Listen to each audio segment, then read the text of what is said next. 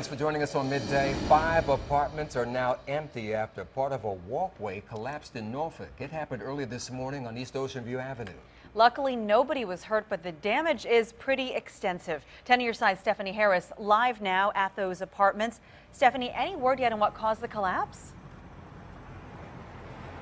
Well, actually, Cheryl, I just spoke with a contractor out here on the scene, and he seems to think it probably preliminarily has to do with sealing the concrete. It maybe wasn't properly sealed. I want you to take a look at the damage we're talking about here. You can just see the rebar hanging down like it snapped. Now, the contractor again mentioned to me that it probably has something to do with that concrete up on top not being properly sealed. This building, a quick check of the internet showed me that this building is about 51 years old, and that contractor said that perhaps at the time it was properly sealed, but maybe hadn't been properly maintained that way. Again, this is all preliminary.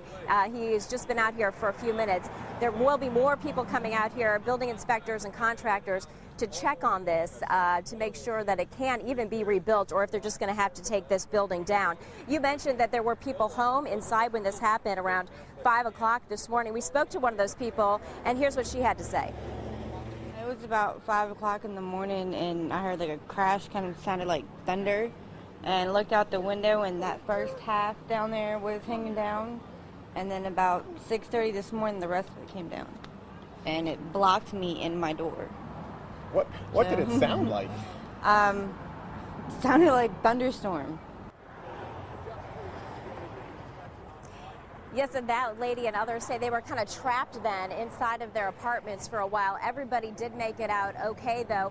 5 units here, about 8 to 10 people were being told. None of them can stay here right now until this is deemed safe, and even if it can be fixed. They're being put up today by the Red Cross. A couple of them, others say they do have a place to stay. We will stay on top of it and let you know what's going on out here. Cheryl and Don? Stephanie, thanks very much.